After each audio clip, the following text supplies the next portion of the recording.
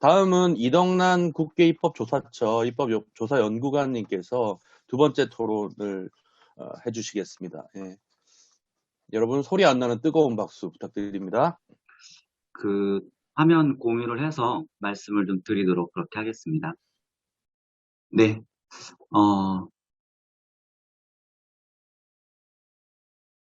글씨 크기를 조금 키워서 토론문을 좀 작성을 해봤고요.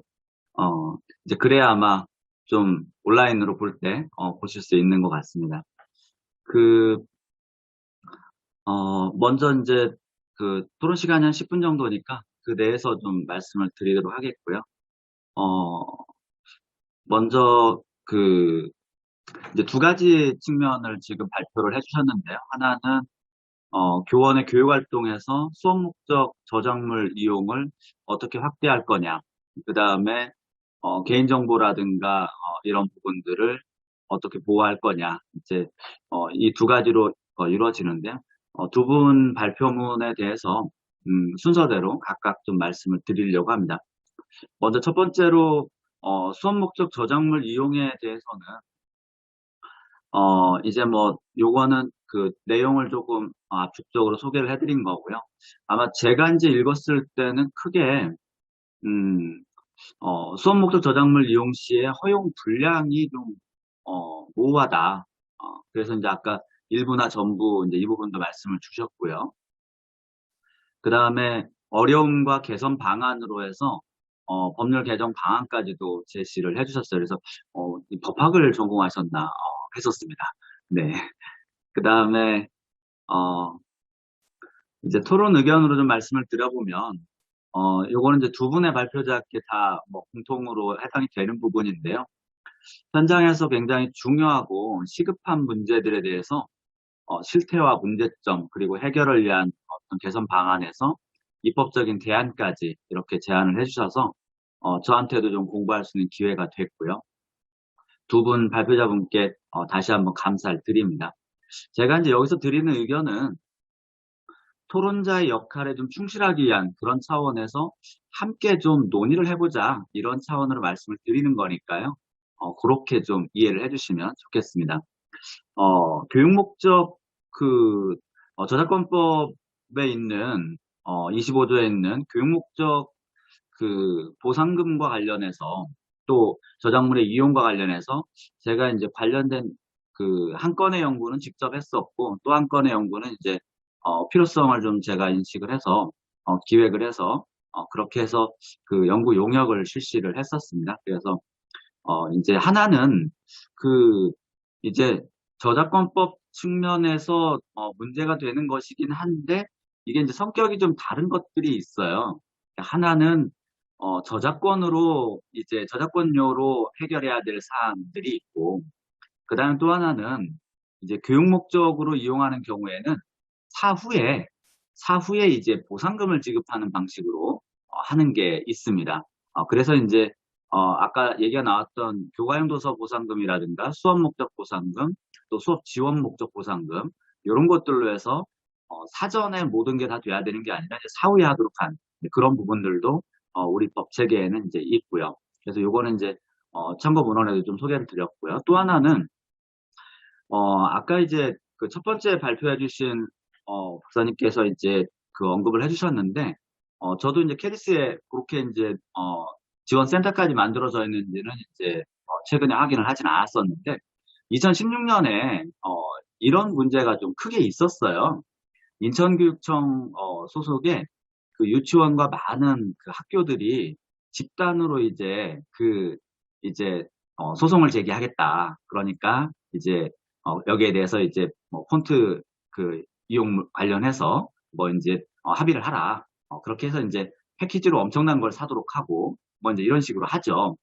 근데 이제 그때 그래서 이제 정책 연구를 좀 기획을 해서 이 분야의 전문가분들을 오셔서 그렇게 이제 같이 연구를 진행을 했었어요. 그래서 저도 이제 제 스스로가 이 부분에 앞으로 좀 대응 필요성들이 좀 있다고 봤기 때문에 이제 이 방안들을 좀 제시를 했었습니다. 그래서 첫 번째, 두 번째는 이제 법적인 방안들을 좀 제시를 했었고, 그 다음에 저작권 교육을 지금 하고 있는데, 한국저작권위원회라든가 이제 이런 데 통해서 하죠. 뭐 교육청도 뭐 일부 하고 있는 데가 있을 수 있고요. 그런데 이게 이제 홍보하는 수준에 좀 머물고 있다.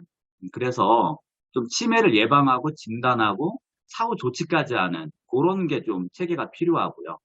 그 다음에 교사대 교육 과정에 그렇게 이 저작권이라든가 뒤에 교권도 그렇고 학교 폭력도 그렇고 교육법 과정을 좀 강좌로 좀 별도로 개설하라. 제가 몇 년 전부터 얘기를 하고 있어요. 그런데 이제 오늘 공동주최 기관이 또 교원교육학회이기도 하니까요. 현장의 요구는 굉장히 크고 필요성도 제기하는데 기존 교직 과목들을 가지고 운영하시는 분들이 기득권을 지키기 위해서 전혀 반영을 안 하고 있어요. 그래서 지금 현재 뭐 그 교육 행정 및 교육 경영에 뭐 한두 개 챕터 반영한다든가 이런 식 가지고 안 됩니다. 적어도 교육법 및 교육 행정 뭐 이런 강좌로 운영을 하든가 이렇게 해서 이 저작권 문제든 뭐 교권 문제든 지금 법적으로 교사들이 교원 양성 단계에서부터 알고 대응해야 될 게 너무 많아요. 그럼 어떻게 대응해야 되는지를 기본은 좀 알려주자. 그러려면 적어도 교직 과목 한 강좌는 필요하다. 그래서 좀 기득권 내려놓기 좀 했으면 좋겠어요. 그 다음에 그 교육기관이나 교육행정기관이 저작권 문제가 굉장히 많이 생기니까 교육부 차원에서도 전담 조직을 좀 신설하고 그리고 시도교육청에도 센터를 좀 설치하고 그리고 이 부분은 좀 공동으로 좀 대응을 하고 이렇게 이제 지원 체계를 말씀을 드렸어요. 아마 뭐 그런 부분들도 좀 일부 반영이 돼서 캐리스에 이제 그런 부서가 생기고 이제 그러지 않았나 싶은데 그 정도로 안 되고 조금 더 체계적인 조직을 갖춰야 돼요. 그 다음에 이제 저작권법 25조를 이 부분을 말씀드리는 이유는 제일 큰 거는 이 저작권법 25조 이것의 궁극적인 목적이 뭐냐 하는 부분을 좀 우리가 알아봐야 되는데요. 이 이제 내용들은 이제 그 뭐 자료집에도 좀 있으니까요. 말씀을 좀 뭐 굳이 다 드리지는 않겠는데 이제 이 부분도 뭐 좀 생략을 하겠습니다. 시간 관계상. 근데 이 저작권법에서 이 말씀을 드리는 이유는 뭐냐면 저작권법은 물론 선생님들 이제 입장에서는 답답하시고 힘드신 게 많이 있을 거예요. 그럼에도 불구하고 이 저작권법은 양자의 조화를 추구하는 법입니다. 그러니까 이용도 공정한 이용을 활성화하자는 취지고요. 그리고 저작 권리자의 권리를 보장하자는 측면이 있어요. 이 두 가지가 조화를 이루어야지 그냥 이용만 무조건 다 열어달라 이렇게 할 수는 없다고 하는 점도 이해를 좀 해주시면 좋을 것 같습니다. 그래서 이제 발표문 가운데서 보면 학교 교육기관 또 이제 또 교육을 받는 자 뭐 이런 조항들이 있는데 여기에서 이제 아까 말씀드린 보상금 지급과 관련된 조항도 있고요. 허용 분량을 확대하자고 하는 입법 취지가 과연 타당한가? 여기에 대해서 좀 검토가 필요합니다. 네, 그래서 아까 말씀드린 조화가 중요하다 하는 부분이고요. 수업을 위해서 필요하다고 인정되는 한도로 이제 개정한다 그랬을 때, 이제 지금 개정안에 보면 이게 학교인지 수업 지원 기관을 얘기하는 건지, 그리고 수업인지 수업 지원인지 이 부분에 대해서 좀 더 검토해서 개정안에 좀 반영을 적절하게 하면 좋겠다. 그 다음에 개정 목적의 타당성과 방법의 적절성도 우리가 생각을 해봐야 됩니다. 지금 봤을 때는 좀 상당히 열어두자 뭐 이런 취지인 것 같아요. 수업을 위해서 필요한 경우에 기본적으로 허용을 하지만 저작자의 이익을 부당하게 해야 하는 경우만 제한하려고 하는 취지인지 이런 좀 취지에 대해서 조금 더 고민이 좀 필요하다 이런 생각이 들고요. 그 다음에 수업을 위한 저작물의 허용 분량의 모호성 해소에 과연 기여할 수 있는 것인가 이 부분도 좀 검토가 필요합니다. 그래서 오히려 어떤 경우에 어느 정도 범위에서 복제 등이 허용되는지에 대해서 지금 현재 개정한 대로 하면 더 모호해질 가능성도 좀 있어요. 궁극적으로 저작자의 권리 보호, 네, 시간이 다 됐군요. 저작물의 공정한 이용에 기여할 것인지를 좀 고민을 해주십사 하는 내용이고요. 1분 내로 마치도록 하겠습니다. 그래서 뭐 개선 방안과 관련해서 개선 방안과 관련해서 조금 의견을 좀 드렸고요. 문체부가 해석하고 있는 게 현행 법에서는 좀 타당합니다. 그래서 근데 이제 이 부분도 역시 마찬가지예요. 동일 수업을 위한 동료 교사 간의 교육자료 공유 이 입법 취지가 과연 타당한가? 여기에 대해 좀 생각이 좀 필요합니다. 그래서 저는 이렇게 듣기만 했을 때는 이게 왜 입법으로까지 해줘야 될 정도로 필요한가? 좀 와닿지는 않았어요. 그 다음에 이제 개정안이 공정한 이용 등을 침해할 우려는 없는지 이 부분도 좀 생각이 필요하고요. 그 다음에 김범인 박사님께는 이제 오히려 좀 더 죄송한데 뒷부분에 제가 토론문에 좀 써놨는데 기본적으로 큰 틀에서 제가 공감을 좀 하고요. 외국 사례나 뭐 이런 것들도 좀 도움이 많이 될 것 같고요. 다만 이제 그 온라인 수업 시작 시에 좀 첫 화면에 주의사항이나 동영상 뭐 이런 문구들을 조금 이제 효과적으로 좀 홍보하는 방안, 이것도 좀 필요하다고 보여지고요.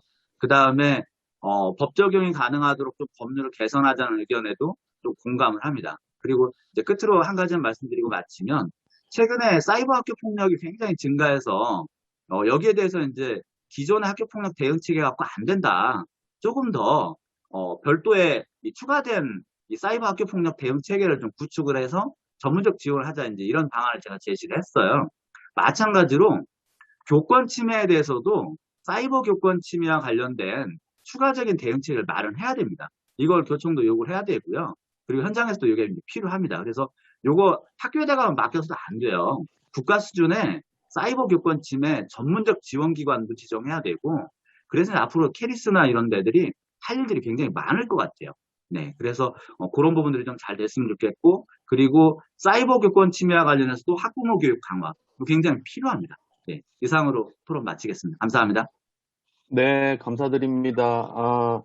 이덕난 박사님은 평소에 또 교육법계에서도 큰 역할을 하시는 분이라 역시 교육법에 대한 어떤 과목이나 교육양성기관에서의 중요도 인식을 좀 했으면 좋겠다는 말씀부터 또 저작권법의 어떤 취지에 입각해서 구체적인 어떤 방안이나 타당성을 조금 질문을 하셨습니다. 그래서 막간을 이용해서 이덕난 박사님께 좀 위로를 드리자면 제가 서울대 교육학과에서 학부 학생들이 가장 듣고 싶어하는 과목 지금 없는데 이 교육법이었습니다. 그래서 조금 힘을 내셔도 될 것 같고요. 네. 교사들도 사실은 재정이나 법에 대해서 필요성은 인정하는데 그걸 제대로 교육받지 못하고 있다라고 하는 어떤 문제의식을 많이 갖고 있습니다. 그래서 더 박사님께서 소리쳐서 주장하시고 하면 저도 좋을 것 같고요. 저도 큰 힘이 되지는 못하지만 또 지지해 드리겠습니다. 어쨌든 토론 너무 감사드리고요. 시간을 많이 못 드려서 참 죄송합니다. 오늘 유튜브를 통해서 참여해 주신 일반 청중분들 그리고 여기 줌에서 발표와 토론 그리고 이 행사를 위해서 지원해 준 교원교육학회 및 각 관련 기관의 사무국에 감사의 말씀을 드리고요. 그러면 오늘 27차 교원정책 포럼은 이걸로 마치도록 하겠습니다. 모두들 수고하셨습니다. 감사합니다.